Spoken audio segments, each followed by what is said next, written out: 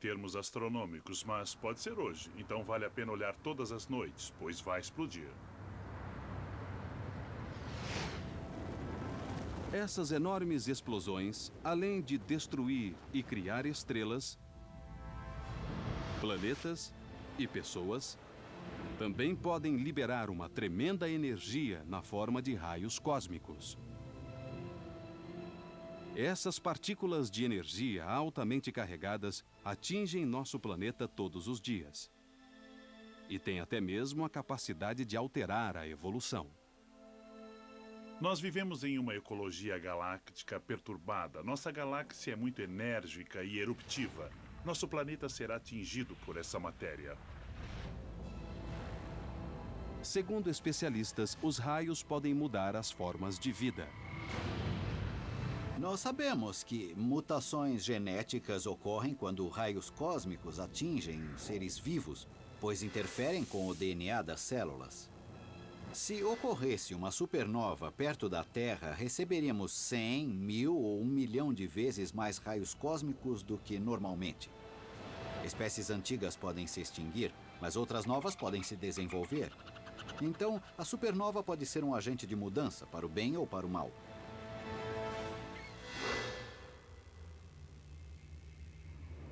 Saber que as supernovas têm o poder de criar e alterar a vida torna imperativo que a humanidade desvende o mistério dessas bombas relógio estelares.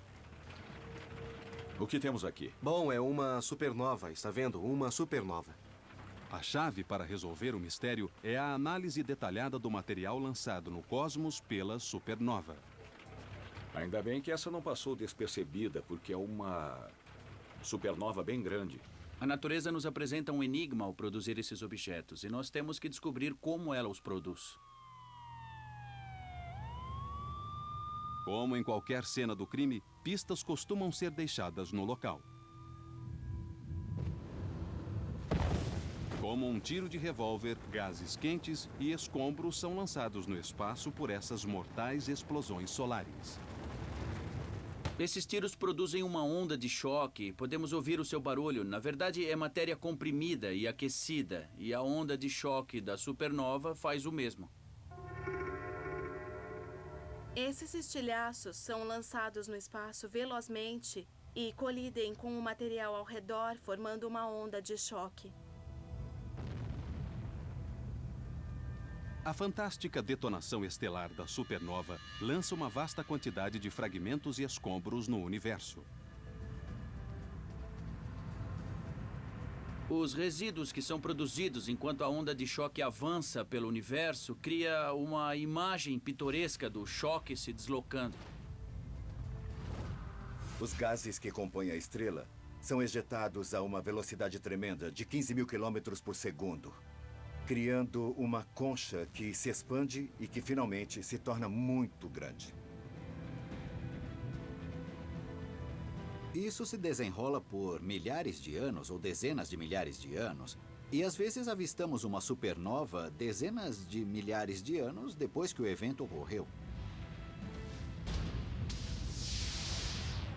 A colisão de escombros estelares na onda de choque produz luz e calor intensos em comprimentos de onda invisíveis ao olho humano. Variam de raios infravermelhos até raios X e raios gama.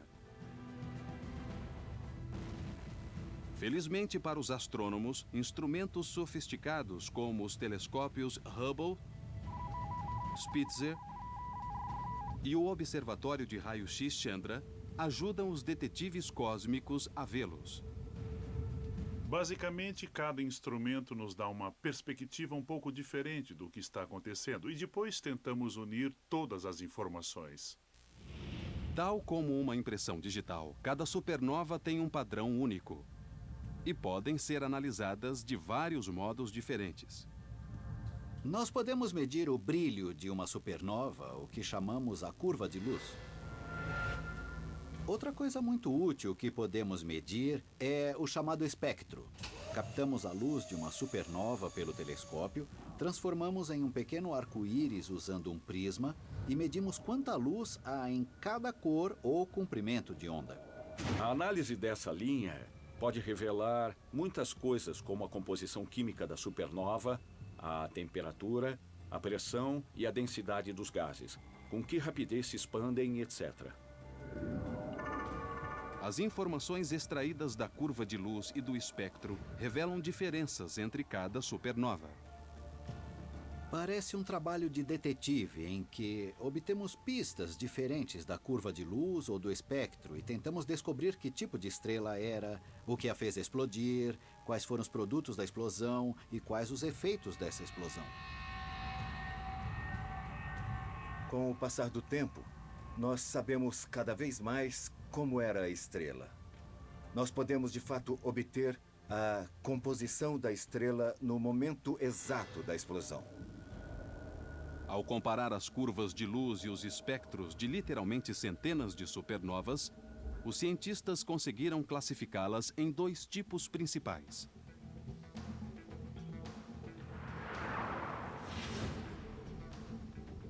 O tipo 1A não libera nenhum hidrogênio.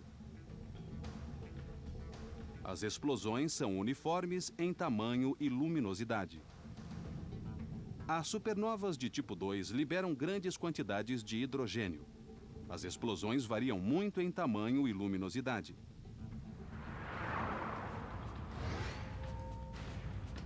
Mas por que existem tipos tão distintos de supernovas?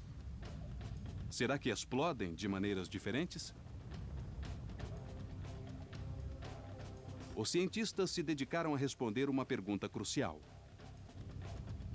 O que leva as colossais estrelas a se destruírem?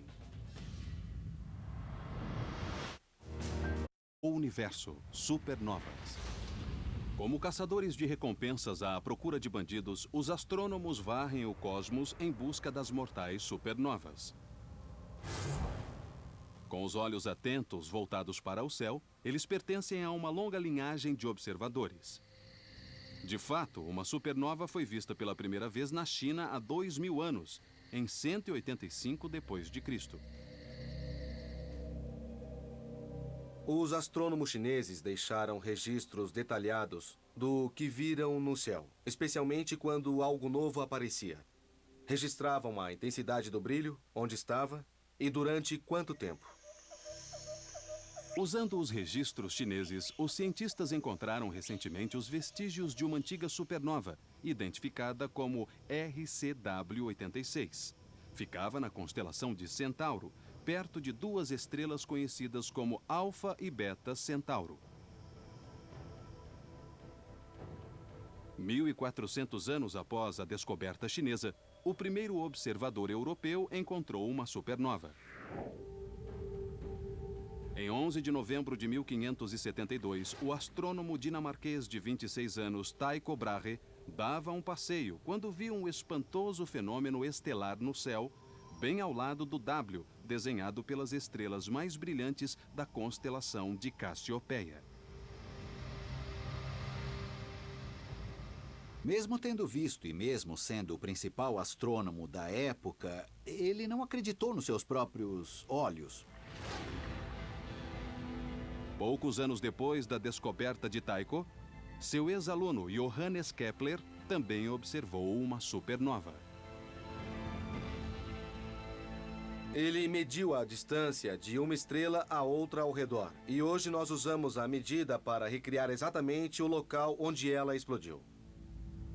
Quando cientistas contemporâneos examinaram a descoberta que Kepler fez em 1604, notaram algo muito estranho. Uma análise da composição química dos gases ejetados e em expansão indicou que duas estrelas se uniram e produziram uma explosão gigantesca. Como essa união causou uma catástrofe estelar? Muitas estrelas estão em sistema binário, têm uma parceira orbitando ao seu redor e nós achamos que uma estrela empresta massa à outra.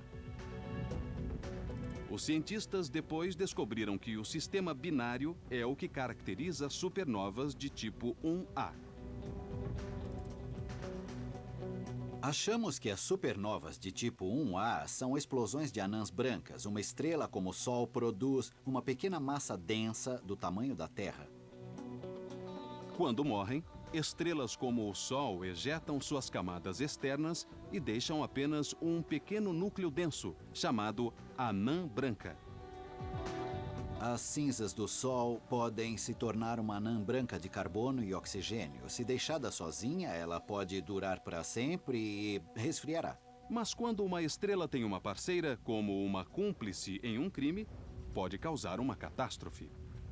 A estrela injeta massa na anã branca, leva essa massa até o ponto em que se torna instável, e então o centro queima. E rapidamente a estrela passa de uma monótona anã branca para uma extremamente violenta e brilhante supernova. Mas por que algumas anãs brancas explodem de modo catastrófico?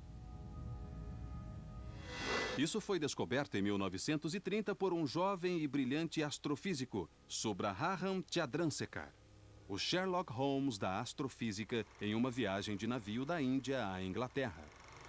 Durante a viagem, ele usou os campos recentemente descobertos da física quântica e da relatividade especial para teorizar que as anãs brancas podiam ter apenas um limite máximo de massa.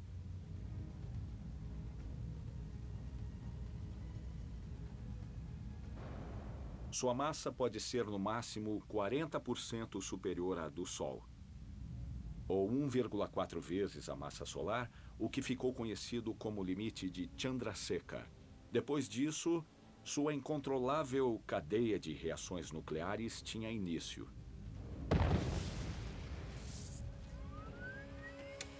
Mas durante décadas, os cientistas não conseguiram entender como essa explosiva reação em cadeia acontecia e qual era seu aspecto. Os modelos computacionais não recriavam o que parecia acontecer na natureza. Mas em 2006, astrofísicos do prestigioso Flash Center da Universidade de Chicago decifraram o código. A equipe de Chicago foi a primeira a criar um programa computacional capaz de processar essa vasta quantidade de dados e simular a complicada dinâmica envolvida na explosão de uma estrela. Chamamos isso de computação extrema. Alguns dos nossos computadores têm 128 mil processadores. Sendo assim, são 128 mil computadores interligados. Mesmo com toda essa potência, os computadores demoraram quase 60 mil horas para fazer a simulação. Os astrofísicos decidiram não começá-la no centro da estrela. Nós decidimos começar levemente fora do centro, em vez de no centro, porque era altamente improvável que a chama se acendesse exatamente no centro ou muito perto dele, onde não há volume suficiente. Conforme essa notável simulação, em 1 segundo uma bolha de chamas se forma dentro da estrela. Então, bem no meio da estrela, nós vemos uma bolha subindo rapidamente, crescendo, se expandindo enquanto arde e rompendo a superfície da estrela. A bolha mede inicialmente cerca de 15 quilômetros de diâmetro e sobe quase 2.000 quilômetros até a superfície da estrela. Ela se espalha sobre a estrela a cerca de 5.000 quilômetros por segundo e colide com o local oposto da superfície da estrela. Então ela produz jatos extremamente fortes. Um deles projeta-se a cerca de 65.000 quilômetros por segundo. Outro se volta para dentro da estrela e provoca uma onda de explosão que a atravessa. Temperaturas tórridas ilustradas com uma escala de cores chegam a inconcebíveis 1 bilhão e 600 graus centígrados. Podemos ver que, para detonar e atravessar a estrela, demora menos de meio segundo. Todo o processo leva menos de 3 segundos. A análise dos especialistas revelou que as supernovas de tipo 1A são muito semelhantes em tamanho e brilho. Essa explosão equivale a detonar completamente uma estrela com a massa do Sol. A pioneira simulação ilustrou pela primeira vez como as explosões podem ocorrer numa supernova do tipo 1A. Mas a de tipo 2 parecia ser radicalmente diferente. Ao examinar fragmentos estelares, os cientistas descobriram que as supernovas de tipo 2 não resultam da explosão de anãs brancas, mas sim da morte explosiva de estrelas gigantescas, pelo menos 10 vezes maiores que o Sol. Mas como essas mega explosões acontecem? A resposta para esse enigma cósmico surgiria em meados do século XX, quando os investigadores de supernovas, pela primeira vez na história, percorreram sistematicamente as estradas intergalácticas buscando explosões de estrelas colossais. Universo, supernovas. Como detetives numa emboscada, investigadores cósmicos vigiam constantemente o céu noturno em busca das reveladoras luzes, que sinalizam uma supernova.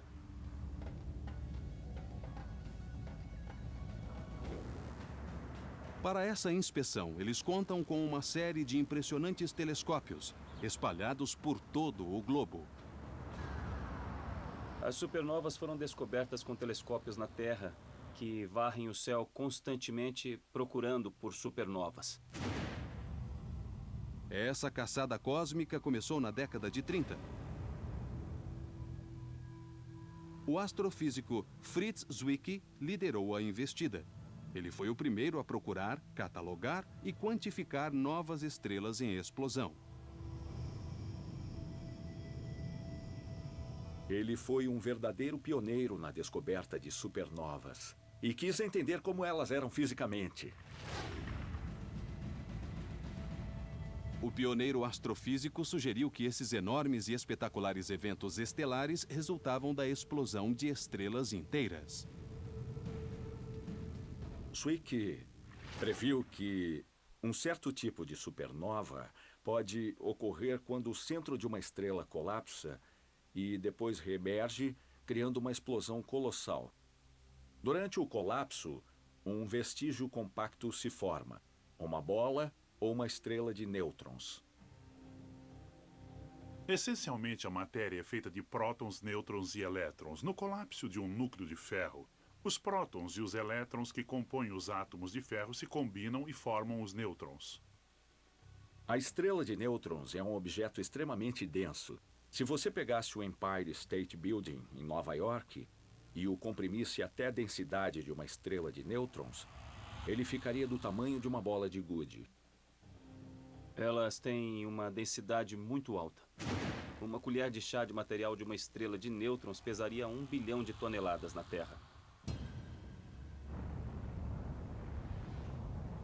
Hoje, os cientistas acreditam que apenas estrelas imensas, com pelo menos 10 vezes a massa do Sol, têm potencial de gerar esse tipo de explosão com colapso do núcleo.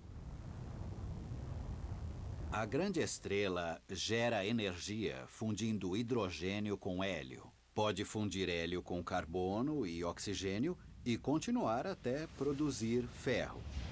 O ferro tem um núcleo mais coeso. Então, quando produz ferro, a estrela está no final da linha. Ela está pronta para um desastre. O núcleo de ferro se forma no final da vida da estrela. Então se torna tão imensa que essencialmente colapsa com seu próprio peso. Sofre um colapso gravitacional muito rápido. Leva menos de 1 segundo para o núcleo da estrela encolher, passando de algo do tamanho da Terra para uma estrela de nêutrons com 20 quilômetros de diâmetro. Mas esse denso núcleo de ferro não se acomoda tranquilamente à sua nova vida como estrela de nêutrons. Mas em vez de chegar a um equilíbrio imediato,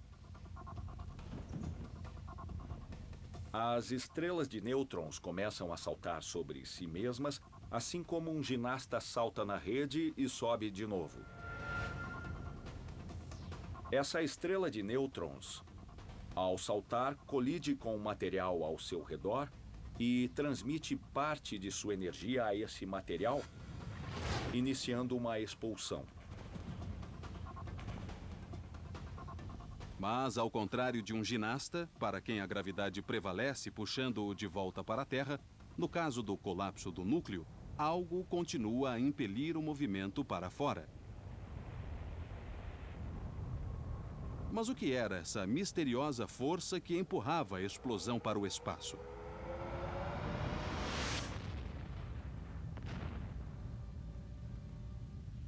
Os cientistas calcularam que, para uma explosão ocorrer, era necessário mais um ingrediente, os chamados neutrinos, enigmáticas partículas carregadas de energia que haviam sido previstas, mas nunca observadas.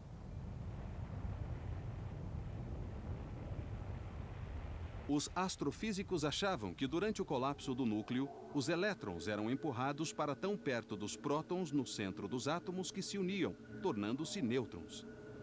Nesse processo, liberavam partículas pequenas e misteriosas, os neutrinos.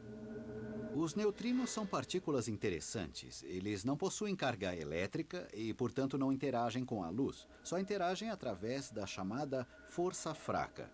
O nome é bem adequado, porque essas partículas podem atravessar a Terra, atravessam grandes porções de matéria e, portanto, elas são como fantasmas. Durante séculos, os astrônomos modernos estudaram os vestígios de supernovas em galáxias distantes num passado remoto. Mas em 1987, eles conseguiram assistir a uma explosão ao vivo. Foi a supernova mais brilhante em quase 4 séculos. Muito depois do aparecimento do telescópio, pudemos usar todo o nosso arsenal para estudar aquela fantástica explosão.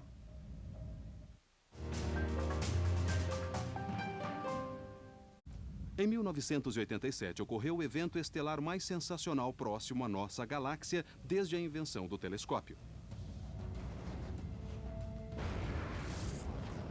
O primeiro a vê-lo foi o jovem astrônomo chileno Oscar Duhalde.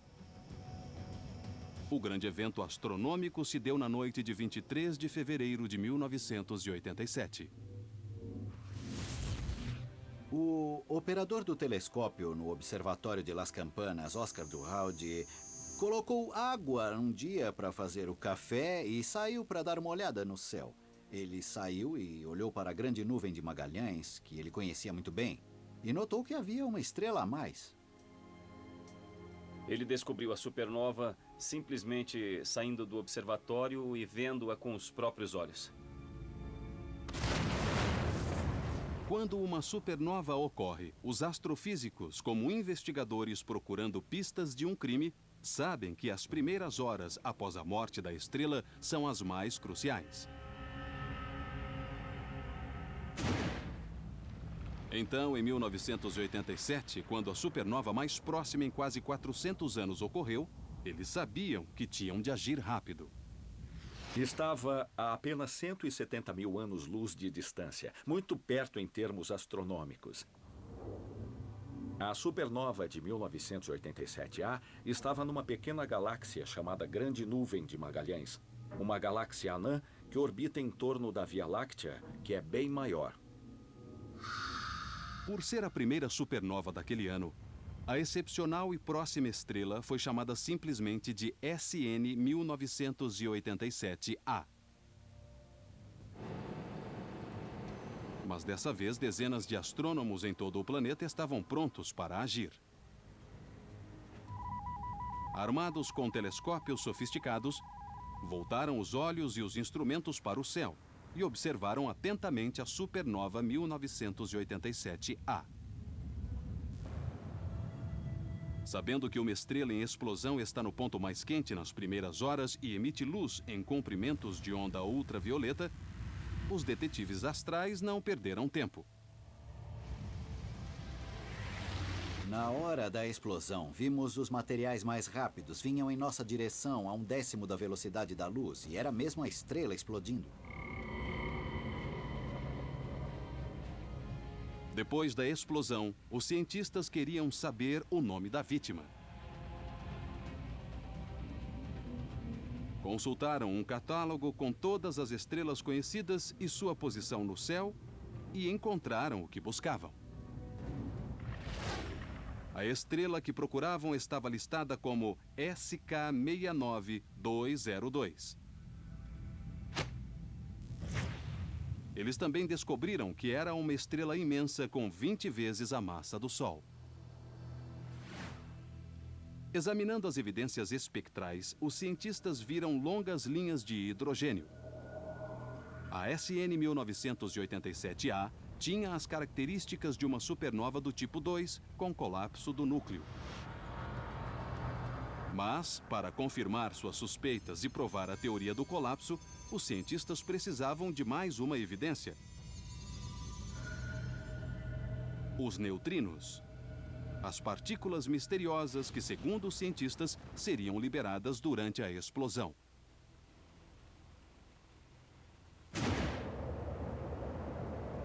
Na década de 80, os cientistas construíram alguns detectores de neutrinos. Consistiam de tanques subterrâneos cheios de toneladas de água pura. Mas ainda não haviam captado nenhum neutrino de uma supernova. Tínhamos essa teoria há muito tempo, de que a maioria da energia gerada por uma supernova, pelo colapso do núcleo dela, transformava-se em neutrinos, mas nunca tínhamos visto os neutrinos. Mas quis a sorte que em 23 de fevereiro de 1987 eles vissem os neutrinos. 2 detectores, um sob a cidade de Kamika, no Japão, e outro sob o lago Erie, em Ohio, captaram uma dúzia das fugídias partículas. Detectores de luz neste volume de água foram usados para ver o pequeno flash causado pelo neutrino interagindo com a matéria dentro do tanque. Pela primeira vez, cientistas na Terra viram evidências tangíveis dos neutrinos, as misteriosas partículas geradas no centro de uma supernova.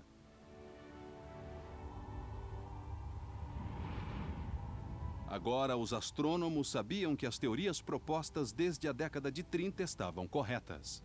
A supernova 1987A mostrou sem sombra de dúvida que o núcleo de ferro maciço da enorme estrela colapsava e formava uma estrela de nêutrons, porque nesse processo muitos neutrinos eram emitidos. Com a instalação de telescópios em bases espaciais, os astrônomos ampliaram as notáveis descobertas feitas graças à supernova 1987A.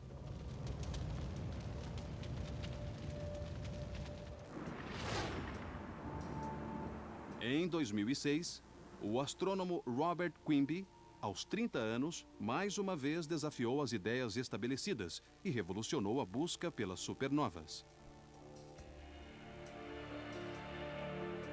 Os pesquisadores tentam encontrar o máximo de supernovas e procuram uma vez por semana ou a cada 2 semanas para encontrá-las e poder estudar o máximo de campos e estudar supernovas. Eu decidi usar um número limitado de campos, mas estudá-los frequentemente. Esse diligente investigador cósmico programou um telescópio robótico para varrer sistematicamente o campo-alvo todas as noites. Como um farol interestelar, percorreu metodicamente o mesmo recanto escuro do cosmos em busca de supernovas. Tem um software que processa os dados rapidamente e diz que há algo lá que não havia antes. E se eu achar que pode ser uma supernova, eu obtenho seu espectro. Esse espectro dirá exatamente o que é, se é uma supernova mesmo e qual seu tipo. Em 18 de setembro de 2006, Quimby teve êxito. Encontrou a supernova mais brilhante jamais vista. Foi a minha primeira supernova. Isso já era muita sorte. Outros começaram a examinar os espectros e fazer suas próprias medidas de fotometria. E descobriram que a 2006 GY era mais brilhante do que qualquer supernova já relatada.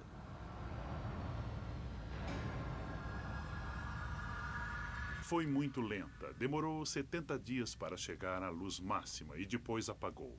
Então, uma supernova, como nunca tínhamos visto, foi descoberta por esse estudante de pós-graduação da Universidade do Texas. A análise dos resíduos indicou que a estrela, antes de explodir, era 100 vezes maior que o Sol. E como seu espectro revelava muito hidrogênio, a supernova mais brilhante já registrada era um evento do tipo 2. Então, Quimby se superou. Ao analisar uma supernova aparentemente insignificante que encontrara antes, a SN 2005AP fez uma descoberta espantosa. Era cerca de 100 bilhões de vezes mais brilhantes do que o Sol. Uma supernova do tipo 1A é apenas 6 bilhões de vezes mais brilhantes que o Sol. Era mais brilhante até mesmo que a SN 2006 GY. Como se fossem evidências de um crime, as descobertas de mais estrelas que explodiram, como a 2005 AP e outras, abriram novos caminhos de investigação para fenômenos como as supernovas. Nós achamos que estão ligadas às explosões de raios gama. Os raios gama são a forma de luz mais poderosa do universo. Ao examinar as supernovas, os cientistas estão chegando perto de resolver alguns dos maiores enigmas do cosmos. Como algumas produzem raios gama e outras criam uma supernova, continua um dos maiores mistérios. Ninguém sabe a resposta. Mas o que os astrônomos sabem é que as supernovas e as explosões de raios gama associadas a elas são as luzes mais brilhantes do universo. Nas estradas do cosmos, as supernovas servem de placas galácticas, indicando aos astrônomos o começo e o fim do tempo e espaço.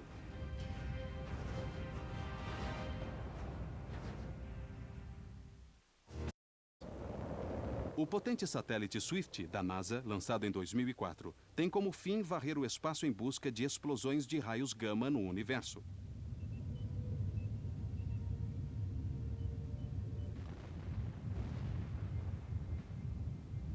Como policiais cósmicos, os astrofísicos do Centro Especial Goddard, da NASA, em Baltimore, Maryland, estão a postos 24 horas por dia à espera de um chamado do Swift. Menos de 2 minutos depois que o Swift descobre uma explosão de raio gama, os satélites mandam e-mails diretamente para nós. Quando a supernova SN 2006 AJ surgiu recentemente, o satélite Swift captou os raios gama que gerou. Essa explosão de raios gama foi muito interessante. Primeiro porque durou bastante.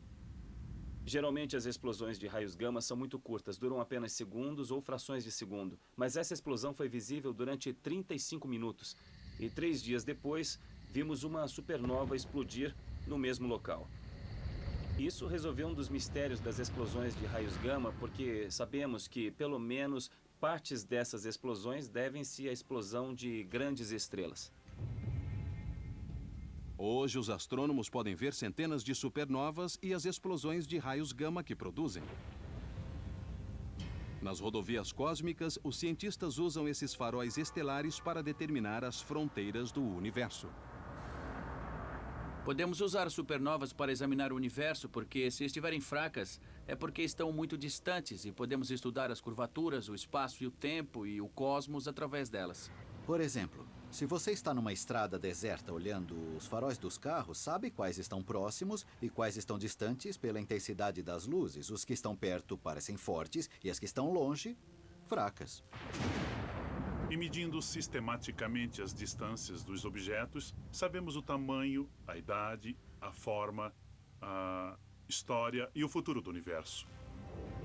E as supernovas do tipo 1A são as mais adequadas para esse propósito. Um aspecto interessante das supernovas do tipo 1A, as anãs brancas que explodem, é que existe uma massa fixa que determina o tamanho da explosão e quanta matéria estará envolvida. A consequência é que muitas delas exibem quase o mesmo brilho. Se a explosão produz a mesma quantidade de luz, podemos medir essa luz que vemos e calcular a distância da supernova. É o método da vela padrão. As supernovas do tipo 1A são como velas padrão. Todas têm a mesma potência máxima, a mesma luminosidade. Se olhamos para elas a distâncias diferentes, elas parecem ter brilho diferente, parecem mais fracas quando estão distantes e fortes quando estão mais perto. Então encontramos supernovas 1A em galáxias distantes, medimos seu brilho aparente e o comparamos com a energia da supernova do tipo 1A mais próxima para determinar a distância da outra supernova e da galáxia em que está localizada. Essa técnica pioneira também levou os investigadores a conclusões radicais. Nós podemos usar as distâncias das supernovas para descobrir o que o universo está fazendo. Qual é a sua idade? Sabemos a partir de várias evidências que tem pouco menos de 14 bilhões de anos. Mas descobrimos que o universo está acelerando, quando pensávamos que estava desacelerando sob a ação dos materiais gravitacionais. Isso causou uma revolução intelectual. É como jogar uma bola para o teto e, em vez de voltar para baixo, vê-la subir cada vez mais rápido para o teto. É totalmente anti-intuitivo. Todos os livros de astronomia diziam que o universo estava desacelerando. A gravidade devia estar retardando o ritmo de expansão. Mas o resultado mostrou que, em vez de desacelerar, estava se expandindo cada vez mais rápido.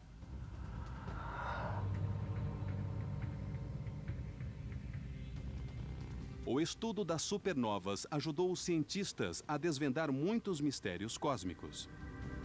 E os especialistas acham que, se continuarem a seguir as pistas deixadas pelas explosões estelares, poderão responder às maiores perguntas sobre o universo.